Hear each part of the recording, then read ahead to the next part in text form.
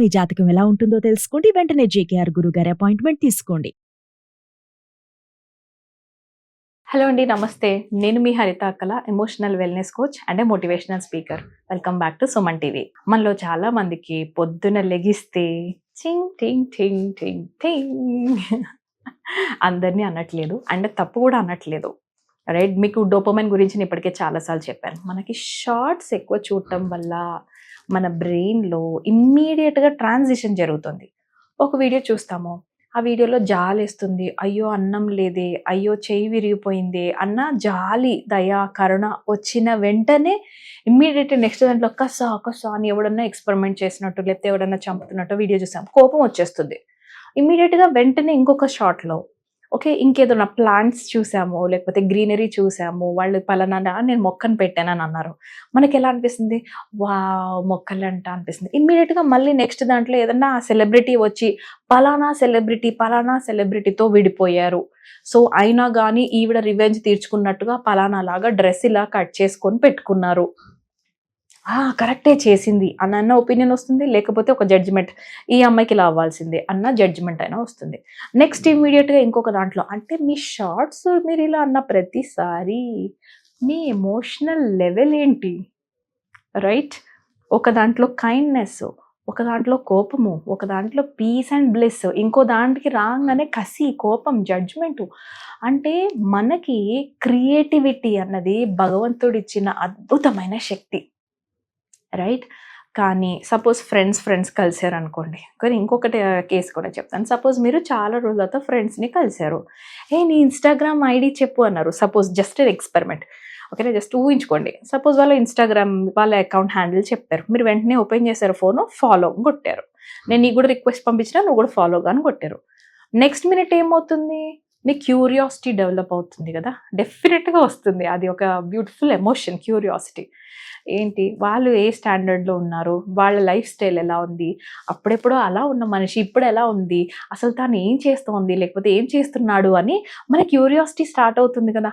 ఆ ఇన్స్టాగ్రామ్లో పోస్ట్లు ఓపెన్ చేసి ఎంతసేపు చూస్తున్నారు, how much time are you spending, దాని మీద మీరు ఈరోజు హ్యాపీగా ఉండగలిగేది డిసైడ్ చేస్తోంది, రైట్?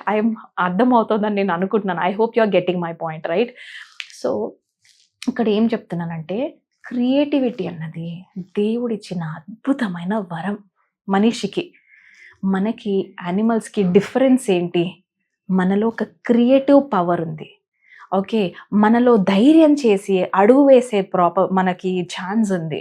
మనం చేసిన తప్పుల నుంచి, మిస్టేక్స్ నుంచి లెసన్స్ నేర్చుకుని నెక్స్ట్ లెవెల్లో మంచిగా అయ్యే ఛాన్స్ మనకి ఉంది. ప్రపంచంలో ఇంకా ఏ యానిమల్ కూడా, నేను చెప్తున్నట్టు వినండి, ఇంకా ఏ యానిమల్ కూడా నేను ఇలా మిస్టేక్ చేశాను మళ్ళీ నేను ఇలా మిస్టేక్ చేయకూడదు అన్న లెర్నింగ్ ఉండదు మ్యాక్సిమం మనుషుల్లో ఉన్నట్టు.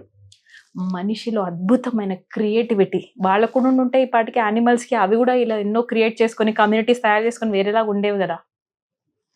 కమ్యూనిటీలో ఫామ్ అయ్యి సొసైటీలో ఉంటూ మనం ఒకరి నుంచి ఒకరు తోడు నీడగా ఉంటూ డెవలప్ అవుతూ వెళ్ళటము, ఇది మనుషులకు మనకున్న అద్భుతమైన పవర్ అనండి. కానీ మనం ఇన్స్టాగ్రామ్లో ఎంతసేపు స్పెండ్ చేస్తున్నాం, యూట్యూబ్లో ఎంతసేపు స్పెండ్ చేస్తున్నాం, ఇలా ఒక్కొక్క అప్లికేషన్లో ఎంతెంతసేపు ఉంటున్నాం. బెట్టింగ్ యాప్స్లో ఎందుకు డబ్బులు కోల్పోతున్నామంటే, మీకు ఈ మొబైల్ ఎడిక్షన్ అవ్వటం వల్ల, లేదా easy money, hard work money కాకుండా ఈజీ మనీ, అది కూడా కష్టపడకుండా స్క్రోల్ చేసేస్తే వచ్చేస్తుంది అన్న మీకు ఆల్రెడీ షార్ట్స్కి అలవాటైన మీ వేళ్ళకి వాళ్ళు తీసుకుంటున్న ఈ బెట్టింగ్ మనీ మీరు లాస్ అవుతున్నారంటే మీ అడిక్షన్కి మీరు లాస్ అవుతున్న మనీ అది అని జస్ట్ మీరు అర్థం చేసుకోండి.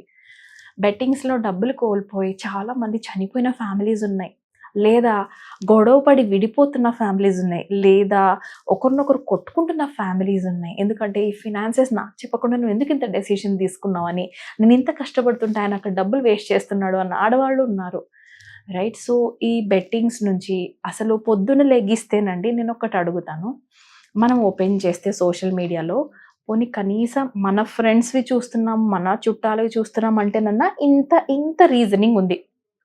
అవి చూశాక మన కంపారిజన్ ఎలా అయినా ఉండనివ్వండి, బట్ స్టిల్ ఓకే. అది నెక్స్ట్ లెవెల్‌లో మాట్లాడదాం. కానీ మనకి తెలియనటువంటి, ముక్కు, మొహం కూడా తెలియనటువంటి మనిషి ఇంకెక్కడో ఉన్నారు. వాళ్ళు లైఫ్‌లో ఏమవుతోంది? వాళ్ళు రోజు తింటున్నారా? I'm so sorry, there is a celebrity, నేను నేమ్ చెప్పను, యూట్యూబర్, వెరీ గుడ్ యూట్యూబర్. తను కాంటెంట్ తయారు చేయటం వల్ల, తన రెగ్యులర్ లైఫ్ చూయించటం వల్ల అలా చాలామంది ఉన్నారు. వాళ్ళకి ఇన్‌కమ్ వస్తోంది. మీ సంగతి ఏంటి? రైట్? మీ ఎమోషన్స్ ఎలా వెళ్తున్నాయి? కాన్స్టెంట్ కంపారిజన్‌లోకి వెళ్తున్నాం మనం. మన సెల్ఫ్ ఎస్టీమ్ తగ్గించుకుంటున్నాం, మన కాన్ఫిడెన్స్ కోల్పోతున్నాం, సెల్ఫ్ కంట్రోల్ కోల్పోతున్నాము. ఓ గంట సేపు మీరు రీల్స్ చూసిన తర్వాత మీ లోపల మీ బ్రెయిన్ ఎలాంటి కెమికల్స్ రిలీజ్ చేస్తుంది? చాలా మంచి పని చేసావు, గుడ్ జాబ్ అని అంటుందా? లేకపోతే you are a stupid person, చీ ఎందుకు ఇంత టైం వేస్ట్ చేశానో, చీ చీ చీ దీనికంటే ఏదైనా ఉపయోగపడే పని చేస్తుంటే బాగుండేది అని మీకు అనిపిస్తోందా? Yeah, can you see? మీ ఎమోషన్స్లో, మీ డే మొత్తంలో మీకు మీరు ఒక హీరోయిన్ అవ్వాలి తప్ప ఒక లూజర్గా ఉండిపోకండి. అంటే ఇక్కడ వేరే వాళ్ళు కాంటెంట్ తయారు చేస్తుంటే చూడడం తగ్గించుకుని, ఇన్స్పిరేషన్ డెఫినెట్లీ అలౌడ్. చూడండి, టోనీ రాబిన్స్ యుఎస్లో ఉంటారు. ఆయన బ్యూటిఫుల్ ఇంటర్నేషనల్ లెవెల్లో highest first life coach in the whole world. ఆయన కాంటెంట్ నేను డైలీ చూస్తాను, నాకు ఇన్స్పిరేషన్ కూడా అనిపిస్తుంది. బట్ 24 గంటలు ఆయన కాంటెంట్ చూసుకుంటూ, ఆయన ఈరోజు ఎక్కడ హాలిడేకి స్పెండ్ చేశారు, వాళ్ళ ఫ్యామిలీ మెంబర్స్ అందరూ ఏ హాలిడే టూర్కి వెళ్ళారు, ఆ ఇన్ఫర్మేషన్ నాకు అనవసరం. యా, చూడకపోతే గ్రోత్ లేదు, కానీ కంట్రోల్ లేకపోతే అడిక్ట్ అవుతాం. రెండిటికి డిఫరెన్స్ ఉంది, అర్థమవుతుంది కదా? సో ఇంకొకటి, కాన్స్టెంట్ కంపారిజన్ నుంచి బయటికి రండి. మీరు చూస్తున్న ఇన్స్టాగ్రామ్ రీల్స్లో అనుకోండి, లేకపోతే యూట్యూబ్లో షార్ట్స్ అనండి, వాళ్ళు ఆ షూటింగ్ వరకు యాక్షన్ అండ్ కట్ మధ్యలో ఉన్న లైఫ్ని రియల్ లైఫ్ అని అనుకొని మీ లైఫ్ని పాడు చేసుకోకండి. చాలామంది పలానా వాళ్ళు ఇంత గోల్డ్ కొన్నారు, నాకెందుకు కొనవు?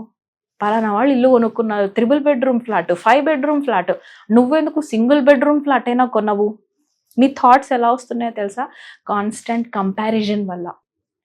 రైట్? అరే, ఒక ఎక్స్పెరిమెంట్లో ఏం చేశారంటే, ఒక మంకీ, 2 మంకీస్ని పక్క పక్కన పెట్టేసి, ఒక మంకీకేమో తనకి రివార్డ్ సిస్టమ్ అనమాట. తను చెప్పిన టాస్క్ చేయటం వల్ల తినకొకటి ఇస్తున్నారు, తినకొకటి, ఈ మంకీకి ఒకటి, ఈ మంకీకి ఒకటి. ఇది టాస్క్ ఫినిష్ చేసినప్పుడల్లా దీనికి ఫేవరెట్ ఫుడ్ చెర్రీస్ లాంటివి ఏవో ఇస్తున్నారు. ఇది టాస్క్ ఫినిష్ చేయగానే ఈ మంకీకి దానికి ఇష్టం లేనిది ఏదో కీర దోసకాయ ఇస్తున్నారు.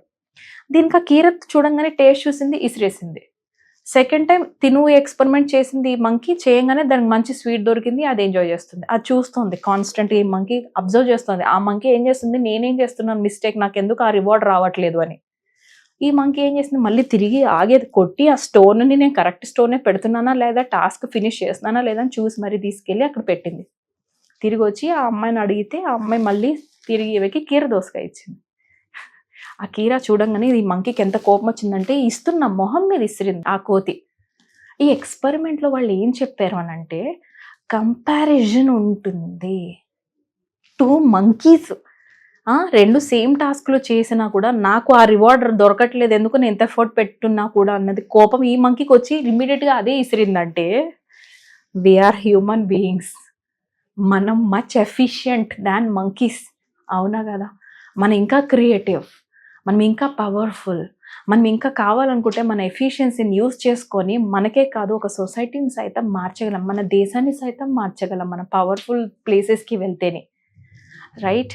సో ఈ కంపారిజన్లో ఉండిపోయి నాకు ఆ రివార్డ్ దక్కలేదు, లేకపోతే సిస్టర్స్ మధ్యలో నాకు ఫలానా లాగా లభించలేదు, బ్రదర్స్ మధ్యలో కంపేర్ చేసుకొని నాకు వాడిలాగా మీరు ఎందుకు నాకు ఇవ్వలేదు అని మీ బ్రెయిన్లో ఉన్న రివార్డ్ సిస్టమ్ని మీరు మీ కంట్రోల్లోకి తెచ్చుకోండి.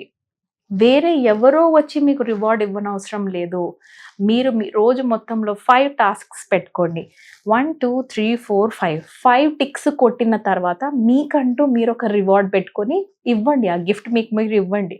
ఇచ్చిన తర్వాత 6 7 8 9 10 మళ్ళీ ఫినిష్ చేయండి. రివార్డ్ అంటే ఈ 5 ఫినిష్ చేసిన తర్వాత వచ్చే 100 రూపాయలు అయితే మీకు మీరు 1000 రూపాయలు ఖర్చు పెట్టుకోకండి. అది మళ్ళీ financial management skills, different subject.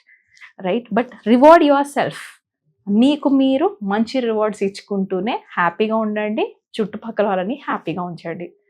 Right? So ఎక్కువ సోషల్ మీడియాలోకి వెళ్ళి ఎక్కువ మిమ్మల్ని మీరు కాన్స్టెంట్ కంపారిజన్లో పడేసుకుని అన్హ్యాపీనెస్ వైపు వెళ్ళకండి. బీ పీస్ఫుల్, హ్యాపీగా ఉండండి, నలుగురిని హ్యాపీగా ఉంచండి, పీస్ఫుల్గా ఉండండి, ఆ నలుగురిని పీస్ఫుల్గా ఉంచండి. కాంటెంట్ కరెక్ట్ది చూడండి. Right? All the best. Thank you so much for watching this video. నమస్తే.